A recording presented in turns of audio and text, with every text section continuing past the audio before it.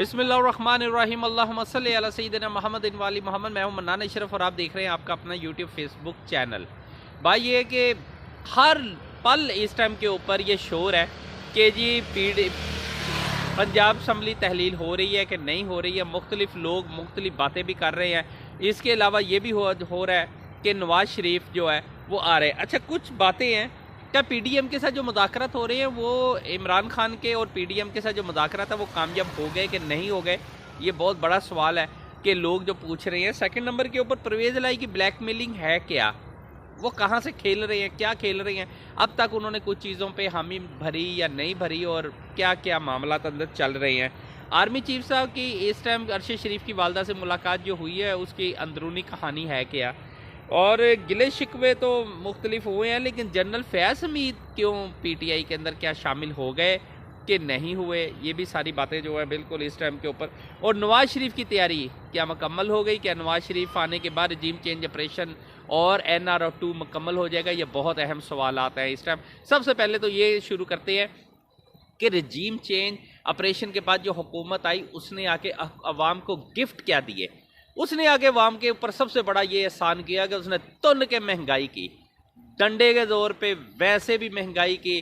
اس نے بجلی کے بل بھیجے، گیس کے بل بھیجے، ایسے بل بھیجے کہ لوگوں کی چیخیں جو تھی نا، عوام کی چیخیں مریخ تک سنائی دینے شروع ہو گئی، کیونکہ جو لوگ انہیں حامی تھے، جو ان کے جو نہیں بھی حامی تھے، سب کی چیخوں پکار جو ہے نا وہ مریخ تک پہنچ گئی کہ رجیم چینج آپریشن ہوا۔ بہت سے لوگ چاہتے تھے کہ رجیم چینج آپریشن ہو، بہت سے لوگ نہیں بھی چاہتے۔ جو نہیں چاہتے تھے وہ عمران صاحب کے ساتھ کھڑے ہو گئے، جو عمران خان کے ساتھ کھڑے نہیں ہوئے وہ اس کا مطلب ہے کہ خواہش رکھتے تھے کہ پرویز یہ جو ہے شہباز شریف صاحب ہے، بہت بڑی مینجمنٹ ہے، بڑی اہم ترین، بڑا اچھا ان کا نیٹ ورک ہے اور ان سے زیادہ مینجمنٹ کوئی بندہ نہیں کر سکتا۔ لیکن اس ملک کی بدقسمتی لگا لے یا عوام کی بدقسمتی لگا لے کہ وہ ٹگا کام نہ کر سکے، اور آخر کار لوگوں کی چیخیں پکار شروع جب ہوئی ہے تو آج تک کسی کے کان پہ جوں تک نہیں رینگی۔ سب سے بڑی بات ہے جنہوں نے رجیم چینج آپریشن کیا، عمران خان آج بھی مختلف انٹرویوز کے اندر ان کے اوپر گلے شکوے کرتے نظر آتے ہیں۔ وہ آج بھی کہتے ہیں کہ جنرل باجوہ صاحب نے ہمیں ٹرک کی بتی کے پیچھے لگایا، ہم سے کوئی وعدے بعید ہوئے اور اس کا الٹ ہو رہا تھا، ہمیں کہا جا رہا تھا کچھ نہیں ہو رہا، لیکن وہ پی ڈی ایم کے ساتھ مختلف مذاکرات کے اندر شامل تھے اور آخر کار انہوں نے حکومت گرا دی۔ انہیں باجوہ صاحب کو، عمران خان صاحب نے یہ بھی کہا ہے کہ باجوہ صاحب کو یہ بھی بتایا گیا تھا کہ جی ملک جو اس ٹائم اگر آپ نے رجیم چینج آپریشن کے اندر کوئی ہیلپ کی، کسی قسم کا کوئی کام کیا تو ملک دیوالیہ ہو جائے گا، لیکن کوئی سن نہیں رہا تھا، کوئی کسی قسم کی بات نہیں سن رہا تھا۔ آخر کار طاقتور لوگوں کا کام پڑا اور اس کے بعد رجیم چینج ہو گیا۔ لیکن اس کے بعد جو گفٹ ملے عوام کو، میں نے پہلے بھی بتایا کہ ان کی چیخیں عوام کی مریخ تک پہنچی ہیں۔ جہاں سیاستدانوں کی چیخیں مریخ تک پہنچتی تھی نا پہلے، آج عوام کی چیخیں مریخ تک پہنچ رہی ہے۔ اس کی وجہ کیا ہے کہ بجلی کے بل، مہنگائی، آپ پیاز خریدنے چلے جائیں، آلو خریدنے چلے جائیں، لہسن خریدنے چلے جائیں، ادرک خریدنے چلے جائیں، آپ دالیں خرید لیں، آپ چاول خرید لیں، آپ گوشت خریدنے چلے جائیں، یا انڈے ایون جو ہے اور بریڈ جو ہے وہ کبھی 100 روپے کی ہوتی تھی، آج 170 روپے، 80 روپے، 200 روپے تک پہنچ گئی ہے۔ وہ جو 80-90 کے اندر عام روٹین میں سیل ہوتی تھی۔ یہ ملک لے کے کدھر جا رہے ہیں؟ شہباز شریف صاحب کی جو امیدیں تھیں نا جن لوگوں کو، انہوں نے شہباز شریف نے صحیح امیدوں کا بینڈ بجایا۔ انہوں نے کہا بھائی جی مجھ سے جو لوگ امید رکھتے ہیں نا انشاءاللہ تعالیٰ وہ امیدوں پہ میں کبھی پورا نہیں اتروں گا، اور باقی وہ پورا نہیں اترے۔ یہ انہوں نے اپنی خوبی جو ہے نا سب کو بتا دی۔ آج لوگ بلک رہے ہیں، تڑپ رہے ہیں، لیکن مہنگائی کے طوفان نے لوگوں کو بے روزگاری کے جو جہاں بھیڑ چڑھایا، وہیں بچوں کو تعلیم سے محروم کیا، وہیں کالجز اور مختلف جگہوں کے یونیورسٹیوں کے اندر تعداد کم ہوئی۔ یہ سارے کا سارا جو برڈن ہے اس ٹائم کے اوپر رجیم چینج آپریشن کرانے والوں کے اوپر بھی ہے، اور جو رجیم چینج آپریشن میں شامل ہے ان کے اوپر بھی ہے۔ سب سے بڑی بات ہے کہ اس ٹائم پی ڈی ایم کے ساتھ جو مذاکرات پی ٹی آئی کے ہو رہے تھے وہ مکمل پھر دوبارہ ایک دفعہ ڈیڈ لائن کے اوپر پہنچ گئے ہیں، اور اس کے اندر پی ڈی ایم والوں نے کہہ دیا کہ ہم نے الیکشن یعنی کہ قبل از وقت میں نہیں جانا۔ یہ بات جو ہے اس ٹائم عمران خان صاحب تک پہنچ چکی ہوئی ہے۔ سیکنڈ نمبر کے اوپر پرویز الہی کی بلیک میلنگ بڑی اہم ہو رہی ہے۔ پرویز الہی کو کہا جا رہا ہے، پرویز الہی اس ٹائم کے وہ بلیک میل یہ کر رہے ہیں جسے بلیک میلنگ کہا جا رہا ہے، کہ پرویز الہی صاحب یہ سوچ رہے ہیں کہ جی اگر میں رجیم چینج آپریشن کے اندر اگر مطلب کہ پنجاب حکومت بچانی ہے تو لازمی بات ہے میرے ساتھ سیٹ ایڈجسٹمنٹ تو ہونی چاہیے، میرا مستقبل کیا ہوگا۔ اب پرویز الہی ڈبل مائنڈڈ ہو کے ڈبل گیم کے اوپر यानी कि 2 कश्तियों में सवार होकर एक जगह के ऊपर आके फंस गए हैं। अगर वो जाके नून लीग के साथ खड़े हो जाते हैं तो उनका मुस्तकबिल तारीख हो जाता है, और अगर वो पीटीआई के साथ खड़े होते हैं फिर उन्हें सीट एडजस्टमेंट मुश्किल हो जानी, क्योंकि इमरान खान को पता है कि उन्हें कहाँ कहाँ किस किस मौके के ऊपर ब्लैकमेल किया गया। उसी ब्लैकमेलिंग की वजह से मे भी आगे से सीटें एडजस्टमेंट होना या कितना मुश्किल हो जाएगा, क्योंकि काफ लीग के पास टोटल 10 सीटें हैं। परवेज इलाही साहब या मुन्नत सलाही इस टाइम के ऊपर, मैंने आपको आज से तकरीबन 5-6 दिन कबल ये खबर दे दी थी कि परवेज इलाही और चौधरी शुजात साहब के दरमियान जो सुलह हो चुकी हुई है और वो अपने मामला बहुत हद तक तय कर चुके हुए हैं।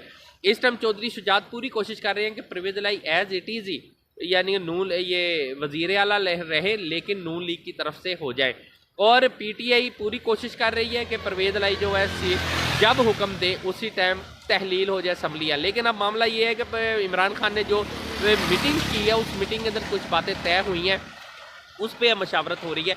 तहलील करनी है असम्बलियाँ केपी के और पंजाब की। सबसे पहले कौन सी तहलील करें? अगर तो केपी के तहलील करते हैं फिर उसका पहले इलेक्शन होगा, उसके बाद हम पंजाब हुकूमत के अंदर जाएंगे, फिर पंजाब हुकूमत तहलील होगी, फिर उसका इलेक्शन होगा। अगर मुश्तरका तौर के ऊपर दोनों को करते हैं क्या गवर्नमेंट जो है, क्योंकि इसहाक डार ने सदर पाकिस्तान को बताया कि हमारे पास इलेक्शन कराने के भी पैसे नहीं है, हम इस हद तक चले गए हैं, $6.7 बिलियन के ऊपर हम बैठे हैं, तो फिर हमारे पास आगे से पैसा भी नहीं आ रहा, हम मुल्क दिवालिया, क्योंकि मुल्क इस टाइम बड़े बुरी तरह दिवालिया हो चुका है, बैंक करप्ट हो चुके हुए हैं, लेकिन लोगों को बताया नहीं जा रहा, सरकारी तौर पे ऐलान नहीं किए जा रहे, क्योंकि अगर उन्होंने ऐलान कर दिया तो ये शोर शराबा जो है पूरे मुल्क में तबाही फेर देगा। क्योंकि लोगों को चाहिए कि अपने 2 माह का या 3 माह के पैसे निकाल के अपने अखराजात जो है अपने पास रख लें, क्योंकि सच्ची मुच्ची बैंकों की हालत जो है बहुत गैर हो चुकी है। मुल्क की हालत, मुल्क के पास रिजर्व नहीं है, पाकिस्तान के बहुत अजीबोगरीब सा हालात जो है इस टाइम पैदा हो चुके हैं, हमें कोई कर्जा नहीं दे रहा, और जो दोस्त मुल्क कर्जा देना चाहते हैं वो सबसे पहले कहते हैं कि जी अपने इस्तेहकाम सियासी तौर पे इस्तेहकाम लेके आएँ, अपने जो भी इलेक्शन के मामला है उसे हैंडल करें, डील करें, उसके बाद कहीं जाके हमारे पास आए तो हम आपकी इमदाद कर सकते हैं। इस टाइम के ऊपर बहुत जो मुश्किल हालात के अंदर है, उसके अंदर जनरल जो हमारे आर्मी चीफ है जनरल आसिम मुनीर साहब, वो शायद अपना किरदार अदा करते हुए किसी दोस्त मुल्क से अगर कोई इमदाद लेने में कामयाब हो जाए तो ये बड़ा अहम होगा। लेकिन अब सब की नज़रें जो हैं इस टाइम जनरल आसिम मुनीर साहब की तरफ है, देखते हैं कि वो किस हद तक कामयाब, क्योंकि उनका पहला दौरा जो सऊदीया है उसकी तैयारी तकरीबन काफ़ी हद तक मुकम्मल की जा रही है। जैसे ही वो तैयारी मुकम्मल होती है फिर वो सऊदीया जाएंगे, और आखिरकार फिर उन्होंने पाकिस्तान के लिए उन्होंने भी विचार मांगना है कि हम किस काम पे लग रहे हैं। ये सारी चीज़ें बहुत अहम है।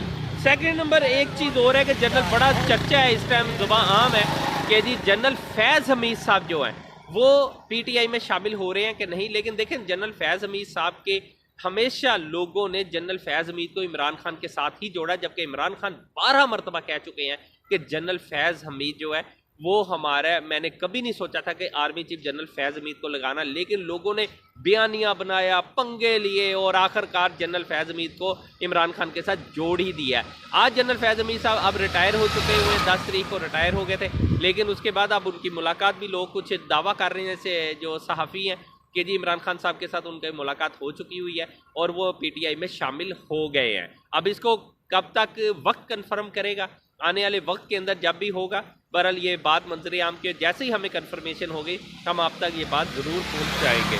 भाई ये कि नवाज़ शरीफ साहब, जाते जाते ये खबर दे दूंगा, नवाज़ शरीफ साहब की तैयारी मैं पहले भी बताया था कि नवाज़ शरीफ साहब तैयारी मुकम्मल हो चुकी हुई है, उनके बैग, उनके जनाब हर चीज़ रेडी हो गई है, बस उन्होंने पाकिस्तान में आना और रजीम चेंज ऑपरेशन और NRO 2 मुकम्मल हो जाना है।